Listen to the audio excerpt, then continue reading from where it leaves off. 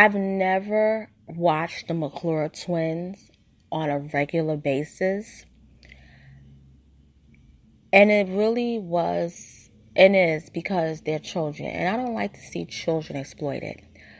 But I always picked up pretty bad vibes from the father. And it pretty much confirmed everything I felt about him. And he's now been exposed. Stay tuned.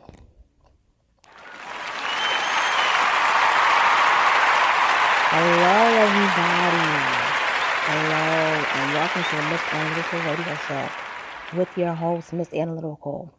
Thank you for tuning in to my show, and just sit back and just listen to the audio. So, about a couple of days ago, while the whole story with Charlamagne the God was breaking, there was another story that broke, and it had to do with the McClure twins' father, Justin McClure.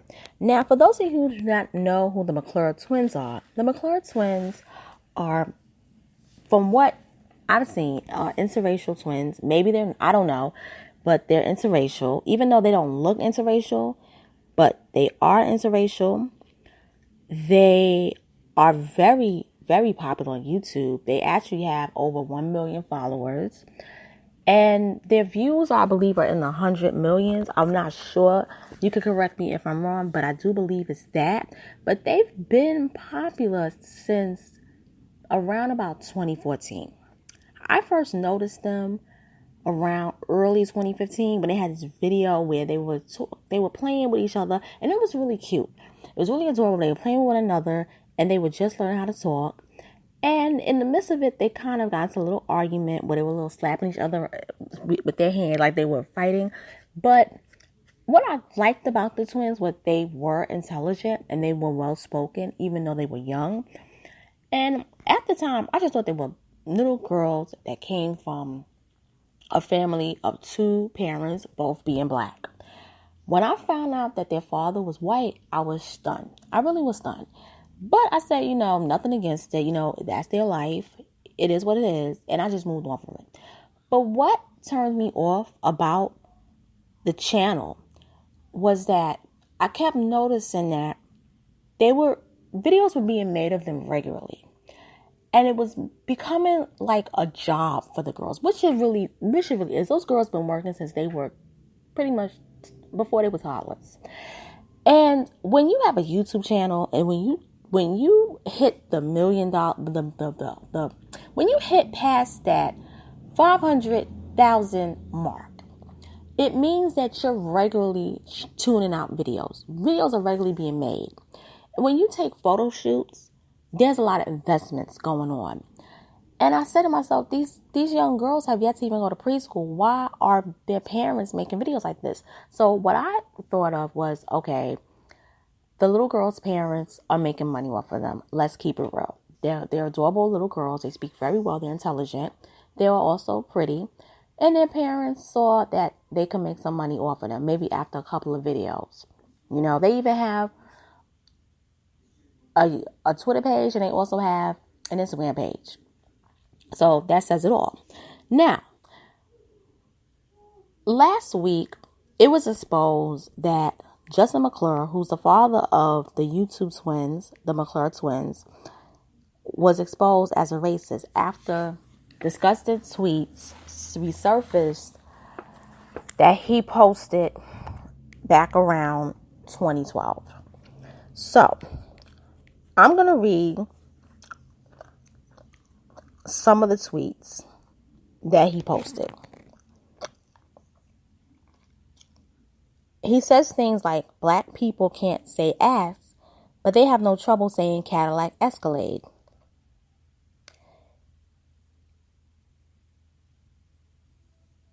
And then he hashtags this, if I was black people can't say ass. And this was posted April the 13th of 2012. Then he says something like, Dominican women I know, their names are Ilia, Awilda, Janet C, Zora. Black women I know, Chandelier, Lasagna, Constellation, Walgreens, when black people get paid. Now, This one turned me off. And this shows blatant racism. There's no way you can say this man is a racist from that. And second of all, I just want to correct him. A Wilza is a common name amongst Puerto Rican women. It's not common amongst Dominicans. And Zora is very common amongst black women. So that right there, he was off. If you're going to be a racist and make a racist joke, be accurate with it. Then he posted something in September the 12th of 2014. And this one says, mark my word, one day a black woman will name a child allergies. In quotes, my allergies been acting up lately. Damn. Then now he goes back on February 20th of 2012 and says, lately I've been under the impression is this black girl I went out with, she loves being on top. Now, hashtag black girls, hashtag ghetto. Now I'm going to say something about this. At the time, this is supposedly around the time he met his wife. Now, I wonder. Now, I don't think he was talking about his current wife, but I have to think and say this. I'm going to keep it real. I personally believe that this man, well, it's obvious he failed as a comedian because he didn't make it. He doesn't even have a comedian channel. He was doing stand-up, he says, while he's posting these tweets. None of these tweets are funny. And I'm not buying the comedic whole story.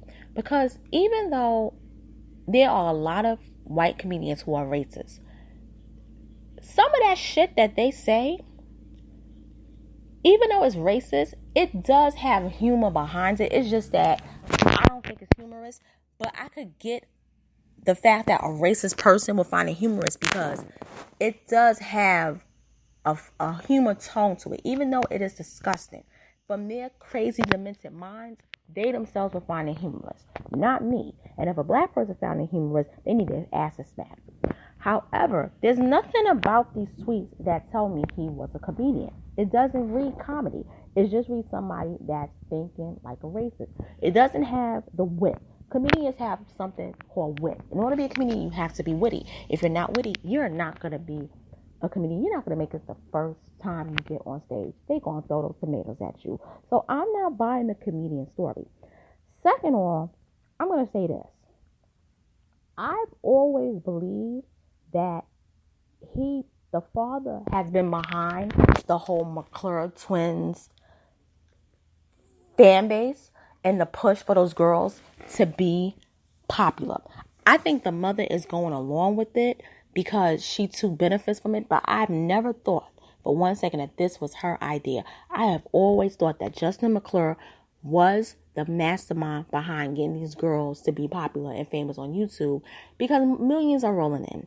These girls have their college tuition paid for. Let's keep it real. They got their college tuition paid for. They got a big house that they live in with land, okay? And then they're taking photo shoots. They're meeting other popular YouTubers.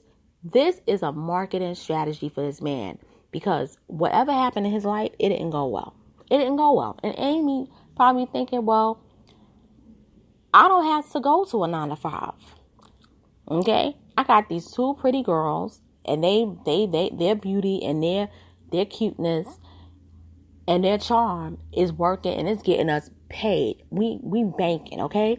And so that's just my initial assumption of the whole McClure twins father being racist. Now I'm gonna go real deep.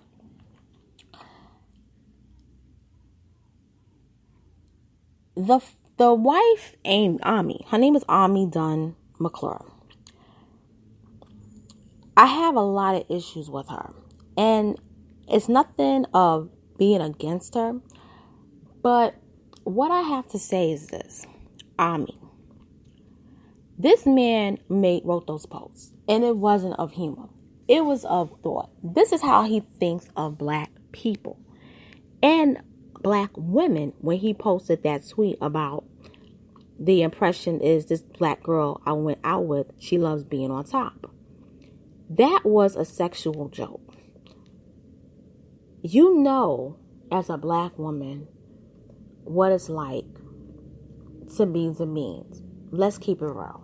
Even if you didn't experience it firsthand, you've seen what it's like. From what I picture of you and your interactions with your husband, I think there's some slave master, slave girl dynamics between you two. It's more of those things of you being in the big house, you living a lavish life, your husband's white, he's from the South. You know, he says he grew up in a town that was called White County, but it was only two black families, two black people, which I ain't really buying that story either. But she says she's from North Georgia. He's definitely Southern. I can tell by the accent. But there's this slave master, slave girl dynamic between the two of them. And that's the thing that creeps me out the most with their relationship, is the slave master, slave girl dynamic. Especially when he shaves her head. When he shaved her head and she was skin bald, first of all, there really wasn't anything wrong with her hair. All she had to do was just take multivitamins. She could have took biotin. She could have took hair affinity. She could have took cod liver oil. She could have greased her hair nice. She wasn't really taking care of her scalp, but she still could have took care of it. Now, if she wanted to cut the dead ends, she could have cut the dead ends. But there was no need to shave her head. They did it for clicks, because it attracts a lot of people, you know, because of like bearing yourself down. But it's not. What bothered me is that she didn't shave her head. He shaved her head. She could have went to a barber and did it and had it done, or a professional person, and it would have looked real nice. But he did it, and not only did he do it choppy and screwed, but he made her. If you ever look at those old time slave master movies with the slave master, like the Mandingos, like not Roots, because Roots wasn't really like a raw, gritty movie that depicted slavery. It was the more nice, you know, like not dark-sided version of slavery, but like the movie. What was it called? I used to hate this. I hate this movie, but it's this film that this Italian producer made, and he shows the dark side of slavery like a documentary, and it bears it all. And it was as if she was walking. It's like he demeaned her. It's like he made her an African slave that just fresh off the boat from Africa, and that he's going to make a bedwench. Okay, and you could tell because if you look before at the videos, she wasn't really wearing the African head wraps. And now she's doing it, but it's giving me slave girl vibes. And it's just a weird, creepy dynamic between the two of them. You know? And that's the thing that bothers me the most about Justin McClure. It's the dynamic between him and his wife. And that's why I guess I must have read right about him.